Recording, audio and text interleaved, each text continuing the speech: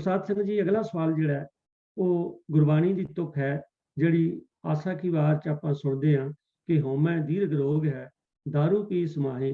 ये शब्द ये तुक जिहड़ी है काफ़ी देर पहलां भी विचार च आई सीगी पर अज हुण फेर सानूं किसे वीर ने सवाल भेजिआ भी अगर होमै दीर्घ रोग है वड्डा रोग है तां इहदा इलाज भी आप ही है। ये समझ नहीं आई गल ते MP सिंह जी किरपा करो इस जिहड़ा श्लोक है इन्हू कृपा करके खोल के समझा दी वीर MP सिंह।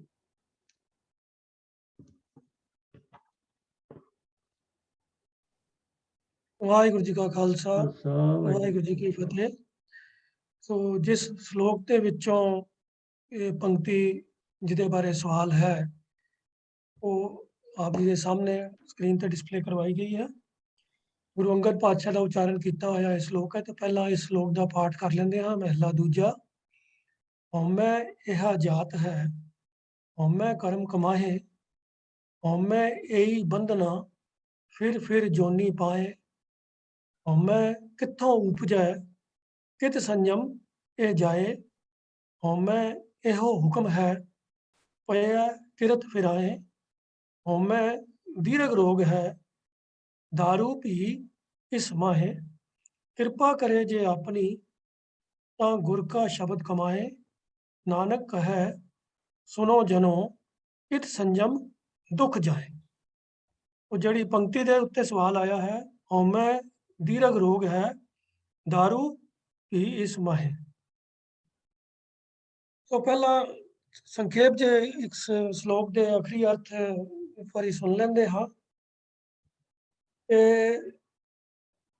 हौमै दी गुरु साहब इस श्लोक के अंदर व्याख्या कर रहे हैं कि हौमै का सुभाव यही है कि ਜਿਹੜੇ ਜੀਵ ਹਉਮੈ ਦੇ ਅੰਦਰ ਫਸ ਜਾਂਦੇ ਹਨ ਹਉਮੈ ਦੇ ਅਧੀਨ ਹੁੰਦੇ ਹਨ ਉਹ ਉਹੀ ਕੰਮ ਕਰਦੇ ਹਨ ਜਿਹਦੇ ਵਿੱਚ ਉਹਨਾਂ ਨੂੰ ਆਪਣੇ ਆਪ ਦੀ ਪਰਮਾਤਮਾ ਤੋਂ ਵੱਖਰੀ ਹੋਂਦ ਮਹਿਸੂਸ ਹੁੰਦੀ ਰਹਿੰਦੀ ਹੈ। ਉਹ ਇਸੇ ਹਉਮੈ ਦੇ ਬੰਧਨ ਵਿੱਚ ਫਸੇ ਹੋਏ ਹੀ ਸਾਰੀ ਜ਼ਿੰਦਗੀ ਉਹ ਆਪਣੇ ਕੰਮ ਕਰਦੇ ਹਨ ਤੇ ਫਿਰ ਕਿਉਂਕਿ ਪਰਮਾਤਮਾ ਦੇ ਨਾਲ ਉਹਨਾਂ ਦਾ ਮਿਲਾਪ ਹੁੰਦਾ ਨਹੀਂ ਹੈ ਇੱਕਮਿਕ ਨਹੀਂ ਹੁੰਦੇ ਤਾਂ ਫਿਰ ਜੋਨੀ ਪਾਏ ਮੁੜ ਕੇ ਫਿਰ ਜਨਮ ਮਰਨ ਦੇ ਗੇੜ ਵਿੱਚ ਪੈ ਜਾਂਦੇ ਹਨ। तो सवाल ये उठता है कि ये हौमै ਦਾ जो ये भरम है ये कित्थों पैदा ਹੁੰਦਾ है ਤੇ किस तरीके ਦੇ ਨਾਲ ਇਹ ਦੂਰ ਹੋ ਸਕਦਾ ਹੈ ਇਹ परमात्मा ਦੀ ਆਪਣੀ ਹੀ ਰਜ਼ਾ ਉਹਦੇ ਹੁਕਮ ਦੀ ਖੇਡ ਹੈ ਕਿ ਜਦੋਂ ਇਹ ਜੀਵ ਦਾ ਜਨਮ ਪੈਂਦਾ ਹੈ ਜਨਮ ਹੁੰਦਾ ਹੈ ਉਹਦੀ ਲਿਵ परमात्मा ਤੋਂ ਛੁੱਟ ਜਾਂਦੀ ਹੈ ਤੇ ਉਹਦੇ ਅੰਦਰ ਹਉਮੈ ਜਿਹੜੀ ਹੈ ਉਹਦਾ ਪ੍ਰਭਾਵ ਪੈ ਜਾਂਦਾ ਹੈ। ਜਿਵੇਂ ਆਨੰਦ ਸਾਹਿਬ ਦੀ ਬਾਣੀ ਦੇ ਵਿੱਚ ਅਸੀਂ ਪੜ੍ਹਦੇ ਹੀ ਹਾਂ ਕਿ ਲਿਵ ਛੁੜਕੀ ਲੱਗੀ ਤ੍ਰਿਸ਼ਨਾ ਮਾਇਆ ਅਮਰ ਵਰਤਾਇਆ। ਇਹ ਮਾਇਆ ਦਾ ਅਮਰ ਮਾਇਆ ਦਾ ਜ਼ੋਰ ਕੀ ਹੈ ਇਹ ਹਉਮੈ ਹੀ ਦੇ ਰੂਪ ਵਿੱਚ ਹੀ ਜੀਵ ਦੇ ਉੱਤੇ ਹਾਵੀ ਹੋ ਜਾਂਦਾ ਹੈ। ਉਹ ਇਹ ਜੀਵ ਦੇ ਪਿਛਲੇ ਕੀਤੇ ਹੋਏ ਕੰਮਾਂ ਦੇ ਸੰਸਕਾਰਾਂ ਦੇ ਅਨੁਸਾਰ ਉਹਦੇ ਉੱਤੇ ਇਹ ਹਉਮੈ ਦਾ ਪ੍ਰਭਾਵ ਰਹਿੰਦਾ ਹੈ। ਤਾਂ ਹਉਮੈ ਇਹੋ ਹੁਕਮ ਹੈ ਪਿਆ ਕਿਰਤ ਫਿਰਾ ਪਿਆ ਕਿਰਤ ਤੋਂ ਭਾਵ ਹੈ ਜਿਹੜੇ ਪਿਛਲੇ ਸੰਸਕਾਰ ਹਨ ਉਹਦੇ ਮੁਤਾਬਕ ਹੀ ਜੀਵ ਉਹਨਾਂ ਹੀ ਸੰਸਕਾਰਾਂ ਦੇ ਅਧੀਨ ਮੁੜ ਕੇ ਫਿਰ ਹਉਮੈ ਦੇ ਵਿੱਚ ਲਿਪਟੇ ਹੋਏ ਆਪਣੇ ਜ਼ਿੰਦਗੀ ਦੇ ਕਰਮ ਕਰਦੇ ਰਹਿੰਦੇ ਹਨ। तो ये है बड़ा दीर्घ रोग लंबा रोग है दुनिया ਦੇ ਵਿੱਚ ਵੀ ਦੁਨੀਆ ਵਿੱਚ ਸਾਨੂੰ ਦੁਨੀਆਦਾਰੀ ਦੇ ਅੰਦਰ ਕੋਈ ਸਰੀਰਕ ਰੋਗ ਵੀ ਹੁੰਦਾ ਜਿਹੜਾ ਲੰਬਾ ਚੱਲੇ ਤਾਂ ਉਹਦੇ ਵਾਸਤੇ ਵੀ ਕਿਹਾ ਜਾਂਦਾ ਵੀ ਦੀਰਘ ਰੋਗ ਹੈ ਵੀ ਇਹਨੂੰ ਠੀਕ ਹੋਣ 'ਚ ਬਹੁਤ ਲੰਬਾ ਟਾਈਮ ਲੱਗਦਾ ਹੈ।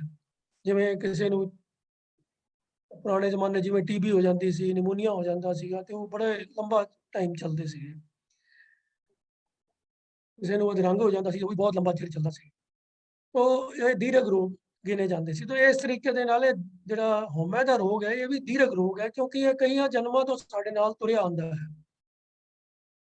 ਪਰ ਗੁਰੂ ਸਾਹਿਬ ਇੱਥੇ ਅਸ਼ੋਰੈਂਸ ਦੇ ਰਹੇ ਹਨ ਕਿ ਹਉਮੈ ਦੀਰਘ ਰੋਗ ਹੈ दारू ਵੀ ਇਸ ਮਾਏ। ਇੱਥੇ ਜੋ ਆਮ ਲੋਕਾਂ ਦੇ ਮਨਾਂ ਦੇ ਵਿੱਚ ਅਰਥ ਬੈਠੇ ਹੋਏ ਹਨ ਉਹ ਇਹ ਕਿ ਬਈ ਹਉਮੈ ਦੀਰਘ ਰੋਗ ਹੈ ਤੇ दारू ਵੀ ਇਸ ਦੇ ਅੰਦਰ ਹੈ। ਉਹ ਮਾਹੇ ਦੇ ਅਰਥ ਕਰਦੇ ਹਨ ਅੰਦਰ। ਇਹ ਠੀਕ ਹੈ ਬਹੁਤੀਆਂ ਪੰਕਤੀਆਂ ਦੇ ਮਾਹਿ ਲਫ਼ਜ਼ ਜਿਹੜਾ ਹੈ ਵਿੱਚ ਅੰਦਰ ਇਹਨਾਂ ਅਰਥਾਂ ਦੇ ਵਿੱਚ ਹੀ ਵਰਤਿਆ ਗਿਆ ਹੈ। ਪਰ ਇਹ ਮਾਹਿ ਲਫ਼ਜ਼ ਦਾ ਇਸਤੇਮਾਲ ਇਹਦੇ ਨਾਲ ਦੇ ਰਲਦੇ ਮਿਲਦੇ ਇੱਕ ਹੋਰ ਅਰਥ ਵਿੱਚ ਵੀ ਹੁੰਦਾ ਹੈ, ਜੋ ਹੈ ਦਾ। ਖਾਸ ਤੌਰ ਤੇ ਹਰਿਆਣਵੀ ਲੋਕ ਜਿਹੜੇ ਹਨ, ਹਰਿਆਣਾ ਦੇ ਜਿਹੜੇ ਭਾਸ਼ਾ ਬੋਲਦੇ ਹਨ, ਉਹ ਇਹ ਮਾਹੇ ਲਫ਼ਜ਼ ਦਾ ਇਸਤੇਮਾਲ ਕਰਦੇ ਹਨ ਦਾ ਜਾਂ ਕਾ ਦੇ ਅਰਥਾਂ ਦੇ ਅੰਦਰ। ਇਸ ਮਾਹੇ ਜਿਹੜਾ ਉੱਥੇ ਉਹਨਾਂ ਦਾ ਮਤਲਬ ਹੁੰਦਾ ਇਸ ਦਾ, ਇਸ ਕਾ। ਤੋ ਉਸੇ ਸੈਂਸ ਵਿੱਚ ਹੀ ਇੱਥੇ ਗੁਰੂ ਸਾਹਿਬ ਨੇ ਵੀ ਇਸ ਮਾਹੇ ਲਫ਼ਜ਼ ਨੂੰ ਇਸਤੇਮਾਲ ਕੀਤਾ ਹੈ ਕਿ ਵੀ ਹਉਮੈ ਹੈ ਤਾਂ ਲੰਬਾ ਰੋਗ ਹੈ, ਦੀਰਘ ਰੋਗ ਹੈ, ਪਰ ਇਹ ਲਾ ਇਲਾਜ ਨਹੀਂ ਹੈ, ਇਸ ਦਾ ਇਲਾਜ ਹੈ।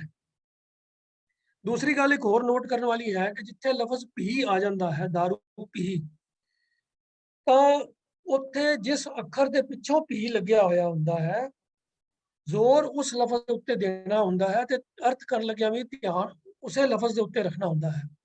ਉਹ ਇੱਥੇ ਦਾਰੂ ਤੋਂ ਬਾਅਦ ਆਇਆ ਹੈ ਪੀ, ਪਰ ਲੋਕੀ ਇਹਦੇ ਅਰਥ ਕਰਨ ਲੱਗਿਆ ਕੀ ਕਰਦੇ ਆ, ਜ਼ੋਰ ਉਹਨਾਂ ਦਾ ਇਸ ਦੇ ਉੱਤੇ ਹੁੰਦਾ, ਇਸ ਮਾਹੇ, ਇਹਦੇ ਅੰਦਰ, ਇਸ ਮਾਹੇ ਨਹੀਂ ਹੈ। दारू भी है, दारू भी है, इस माह इस दा। तो होमे दीर्घ रोग है, दारू भी इस माह, तो है तो ये लंबा रोग है, पर ये ला इलाज नहीं है, इसका इलाज है, इस माह इलाज है, इसका इलाज है। तो किस तरह का इलाज है वो गल अगली पंक्ति गुरु साहब होर स्पष्ट भी कर रहे हैं कि कृपा करे जे अपनी और गुर का शब्द कमाए। जिन्हां दे उत्ते परमात्मा बख्शिश करदा, किरपा करदा है, ਤਾਂ ਜੀਵ ਗੁਰੂ ਦੇ ਸ਼ਬਦ ਦੀ ਕਮਾਈ ਕਰਨੀ ਸ਼ੁਰੂ ਕਰ ਦਿੰਦੇ ਹਨ। ਜਿਨ੍ਹਾਂ ਜੀਵਾਂ ਦੇ ਉੱਤੇ ਪਰਮਾਤਮਾ ਦੀ ਕਿਰਪਾ ਹੋ ਜਾਂਦੀ ਹੈ, ਉਹ ਗੁਰੂ ਦੇ ਉਪਦੇਸ਼ ਦੀ ਕਮਾਈ ਕਰਦੇ ਹਨ। ਨਾਨਕ ਕਹੈ ਸੁਨੋ ਜਨੋ ਇਤ ਸੰਜਮ ਦੁਖ ਜਾਏ। ਜਿਹੜਾ ਪਹਿਲਾ ਸ਼ਲੋਕ ਦੀ ਪਹਿਲੀ ਤੀਸਰੀ ਪੰਕਤੀ ਦੇ ਅੰਦਰ ਗੁਰੂ ਸਾਹਿਬ ਨੇ ਸਵਾਲ ਕੀਤਾ ਸੀ ਕਿ ਹਉਮੈ ਕਿੱਥੋਂ ਉਪਜੈ, ਕਿਤ ਸੰਜਮ ਇਹ ਜਾਏ। ਕਿਤ ਸੰਜਮ, ਕਿਹੜੇ ਤਰੀਕੇ ਦੇ ਨਾਲ, ਕਿਸ ਤਰਤੀਬ ਦੇ ਨਾਲ, ਕਿਸ ਢੰਗ ਦੇ ਨਾਲ ਇਹ ਜਿਹੜਾ ਹਉਮੈ ਦਾ ਰੋਗ ਹੈ ਇਹ ਜਾ ਸਕਦਾ ਹੈ, ਖਤਮ ਹੋ ਸਕਦਾ ਹੈ। ਉਹਦਾ ਜਵਾਬ ਆਖਰੀ ਪੰਕਤੀ 'ਚ ਗੁਰੂ ਸਾਹਿਬ ਨੇ ਦੇ ਦਿੱਤਾ ਹੈ ਕਿ ਨਾਨਕ ਕਹੈ ਸੁਨੋ ਜਨੋ, ਸਤਸੰਗੀਓ ਇਹ ਜਨੋ ਸੁਨੋ। ਨਾਨਕ ਦਾਸ ਇਹ ਬੇਨਤੀ ਕਰਦਾ ਹੈ ਕਿ ਇਤ ਸੰਜਮ ਦੁਖ ਜਾਏ। ਕਿਸ ਸੰਜਮ? ਉਹ ਜਿਹੜਾ ਉੱਪਰ ਦੱਸਿਆ ਹੈ ਕਿ ਕਿਰਪਾ ਕਰੇ ਜੇ ਆਪਣੀ ਤਾਂ ਗੁਰ ਕਾ ਸ਼ਬਦ ਕਮਾਏ। ਜਿਨ੍ਹਾਂ ਜੀਵਾਂ ਦੇ ਉੱਤੇ ਪਰਮਾਤਮਾ ਦੀ ਬਖਸ਼ਿਸ਼ ਹੁੰਦੀ ਹੈ ਉਹ ਸ਼ਬਦ ਦੀ ਕਮਾਈ ਕਰਦੇ ਹਨ। ਤੇ ਹੁਣ ਪਰਮਾਤਮਾ ਦੀ ਕਿਰਪਾ ਕਿਵੇਂ ਹੋਵੇ? ਕਈ ਲੋਕ ਇਹ ਵੀ ਸਵਾਲ ਕਰਦੇ ਹਨ ਵੀ ਪਰਮਾਤਮਾ ਦੀ ਕਿਰਪਾ ਦਾ ਕੀ ਢੰਗ ਹੈ? ਤਾਂ ਉਹਦੇ ਕਿਰਪਾ ਦੇ ਪਾਤਰ ਬਣਨ ਦੇ ਵਾਸਤੇ ਸੇਧ ਦਿੱਤੀ ਗਈ ਹੈ ਕਿ ਗੁਰਮੁਖ ਬਣ ਕੇ ਆਪਣੀ ਪੂਰੀ ਸ਼ਰਧਾ ਦ੍ਰਿੜਤਾ ਦੇ ਨਾਲ ਗੁਰੂ ਦੇ ਉਪਦੇਸ਼ ਨੂੰ ਸੁਣਨਾ ਤੇ ਉਸ ਉਪਦੇਸ਼ ਦੀ ਕਮਾਈ ਕਰਨਾ, ਇਹੀ ਢੰਗ ਹੈ ਗੁਰੂ ਦੀ ਬਖਸ਼ਿਸ਼ ਦਾ ਤੇ ਪਰਮਾਤਮਾ ਦੀ ਬਖਸ਼ਿਸ਼ ਦਾ ਪਾਤਰ ਬਣਨ ਦਾ। ਉਹ ਜਿਹੜਾ ਗੁਰਮੁਖ ਹੁੰਦਾ ਹੈ, ਗੁਰੂ ਦੇ ਸਨਮੁਖ ਹੁੰਦਾ ਹੈ, ਜਿਹੜਾ ਗੁਰੂ ਦੇ ਸ਼ਬਦ ਨੂੰ ਸੁਣ ਕੇ ਗੁਰੂ ਦੇ ਸ਼ਬਦ ਦੀ ਕਮਾਈ ਕਰਦਾ ਹੈ, ਉਹ ਪਰਮਾਤਮਾ ਦੀ ਕਿਰਪਾ ਦਾ ਪਾਤਰ ਹੁੰਦਾ ਹੈ। ਸੋ ਕਿਰਪਾ ਕਰੇ ਜੇ ਆਪਣੀ ਤਾਂ ਗੁਰ ਕਾ ਸ਼ਬਦ ਕਮਾਏ। ਤੇ ਗੁਰੂ ਦੀ ਸ਼ਰਨ ਵਿੱਚ ਪੈ ਕੇ ਗੁਰੂ ਦੇ ਸ਼ਬਦ ਦੀ ਕਮਾਈ ਕਰਨ ਦੇ ਨਾਲ ਹੀ ਪਰਮਾਤਮਾ ਬਖਸ਼ਿਸ਼ ਕਰਦਾ ਹੈ। ਔਰ ਇਸ ਢੰਗ ਦੇ ਨਾਲ ਇਹ ਜਿਹੜਾ ਹਉਮੈ ਦਾ ਰੋਗ ਹੈ, ਇਹ ਦੁੱਖ ਹੈ, ਇਹ ਨਾਸ਼ ਹੋ ਜਾਂਦਾ ਹੈ। ਸੋ ਜੋ ਮੇਨ ਸਵਾਲ ਸੀ ਸ਼ਲੋਕ ਦੇ ਅੰਦਰ ਕਿ ਹਉਮੈ ਦੇ ਬਾਰੇ ਕਿਤ ਸੰਜਮੇ ਜਾਏ, ਕਿਸ ਤਰੀਕੇ ਦੇ ਨਾਲ ਇਹ ਹਉਮੈ ਦਾ ਰੋਗ ਜਾ ਸਕਦਾ ਹੈ, ਉਹ ਤਰੀਕਾ ਹੈ ਕਿ ਗੁਰ ਕਾ ਸ਼ਬਦ ਕਮਾਏ। और यही ढंग जे अखीरली पंक्ति गुरु साहब ने स्पष्ट कर दिता है कि इत संयम दुख जाए। यह रोग इस तरीके दे नाल चला जाता है। गुरबाणी च होर भी कई जगह के उत्ते इसे तरीके दे नाल गल दसी गई है कि हौमै निवरै गुर शब्द विचारै, चंचल मत त्यागै पंच संघारै। कि गुरमुख जिहड़े हुंदे हन वो इसे तरीके दे नाल ही अपने अंदरों हौमै नूं दूर करदे हन। इवें ही एक होर जगह कहंदे हन कि नानक नाम रते तिन हौमै गई सच्चा रहे समाए। तो प्रभु का नाम, गुरु का उपदेश, क्योंकि गुरु का उपदेश प्रभु के नाम के नाल ही जोड़ता है, तो गुरु का उपदेश, गुरु के शब्द की कमाई, प्रभु के नाम के नाल जुड़ना, यही ढंग हैं अपने अंदरों हौमे का रोग नूं खत्म करन दे। तो ये जो जन्म मरण का गेड़ जिस तरह हौमे दे करके हुंदा है, ਇਸ ਤੋਂ ਵੀ ਬਚਿਆ ਜਾ ਸਕਦਾ ਹੈ। ਇਸ ਤਰੀਕੇ ਦੇ ਨਾਲ ਇਹ ਜੋ ਜਨਮ ਮਰਨ ਦਾ ਦੁੱਖ ਹੈ ਉਹ ਵੀ ਨਾਸ ਹੋ ਜਾਂਦਾ ਹੈ। ਤੋ ਇਤਨੇ ਹੀ ਬਚਨ ਪ੍ਰਵਾਨ ਕਰਨੇ ਜੀ।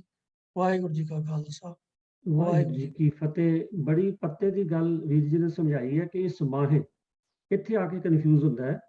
ਮਾਹੇ ਦਾ ਮਤਲਬ ਵਿੱਚ ਨਹੀਂ ਹੈ, ਵੀਰ ਜੀ ਨੇ ਬੜਾ ਸਪਸ਼ਟ ਦੱਸਿਆ ਦਾ, ਕਿ ਇਸ ਦਾ दारू ਵੀ ਹੈ। ਤੇ दारू ਵੀ ਅਗਲੀਆਂ ਤੁਕਾਂ ਜੋ ਵੀਰ ਜੀ ਨੇ ਪੂਰੀ ਉਹਨਾਂ ਦੇ ਅਰਥ ਕਰਕੇ ਸਮਝਾਏ ਨੇ। ਤਾਂ ਗੱਲ ਤੇ ਹੈ ਵੀ ਕੋਈ ਵੀ ਚੀਜ਼ ਪ੍ਰਾਪਤ ਕਰਨੀ ਹੋਵੇ ਤੇ ਉਹਦੇ ਲਈ ਬੰਦੇ ਨੂੰ ਯੋਗ ਬਣਨਾ ਪੈਂਦਾ। ਤੋ ਜੇਕਰ ਅਸੀਂ ਹਉਮੈ ਤੋਂ ਹੀ ਜਾਂ ਰੋਗ ਤੋਂ ਛੁਟਕਾਰਾ ਪਾਣਾ ਹੈ ਤੇ ਉਹਦੇ ਯੋਗ ਬਣਨਾ ਹੈ। ਤੋ ਜਿਸ ਤਰ੍ਹਾਂ ਕੋਈ ਸਰੀਰਕ ਕਸ਼ਟ ਆ ਜਾਂਦਾ ਹੈ ਤੇ ਡਾਕਟਰ ਸਾਹਿਬ ਸਾਨੂੰ ਜਿੱਥੇ ਦਵਾਈ ਦਿੰਦੇ ਨੇ ਉੱਥੇ ਨਾਲ ਪਰਹੇਜ਼ ਦੱਸਦੇ ਨੇ। ਇਸੇ ਤਰ੍ਹਾਂ ਜਿਹੜੇ ਆਤਮਿਕ ਜਾਂ ਮਾਨਸਿਕ ਰੋਗ ਨੇ, ਜਾਂ ਸਾਨੂੰ ਜਿਹੜੇ ਇਹ ਹਉਮੈ ਵਰਗੇ ਰੋਗ ਨੇ, ਇਹਨਾਂ ਲਈ ਵੀ ਗੁਰੂ ਦੀ ਦੱਸੀ ਜੋ ਦਵਾਈ ਹੈ, ਸਰਬ ਰੋਗ ਕਾ ਉਹ ਖਦਨਾਮ, ਨਾਮ ਜਪਣਾ। ਨਾਮ ਜਪਣ ਤੋਂ ਭਾਵ ਹੈ ਕਿ ਸਾਡਾ ਜੀਵਨ ਕਿਰਦਾਰ ਏਡਾ ਵਧੀਆ ਹੋਵੇ, ਸਾਡਾ ਕਿਰਦਾਰ ਵਿਚਾਰ ਏਡਾ ਵਧੀਆ ਹੋਵੇ, ਸਾਫ਼ ਹੋਵੇ। ਜੋ ਮਨ ਨਿਰਮਲ ਹੋਏਗਾ ਤੇ ਇਹ ਜਿਹੜੇ ਸਾਡੇ ਹਉਮੈ ਵਰਗੇ ਰੋਗ ਨੇ ਉਹ ਆਪਣੇ ਆਪ ਖਤਮ ਹੋ ਜਾਣਗੇ। ਸਤਿਗੁਰੂ ਕਿਰਪਾ ਕਰਨ। ਅਸੀਂ ਜੋ ਬਾਣੀ ਸੁਣਦੇ ਹਾਂ, ਸੁਣਦੇ ਤੇ ਬੜੀਆਂ ਬਾਣੀ, ਜੇਕਰ ਇਹ ਤੇ ਚੱਲਣਾ ਸ਼ੁਰੂ ਕਰ ਦਿਆਂਗੇ ਤੇ ਫਿਰ ਜੋ ਆਨੰਦ ਆਏਗਾ ਤਾਂ ਉਹ ਕੋਈ ਵੱਖਰਾ ਹੀ ਹੋਏਗਾ। ਸਤਿਗੁਰੂ ਜੀ ਕਿਰਪਾ ਕਰਨ ਸਾਰਿਆਂ ਤੇ। ਵੀਰ MP ਸਿੰਘ ਦਾ ਬਹੁਤ ਬਹੁਤ ਧੰਨਵਾਦ।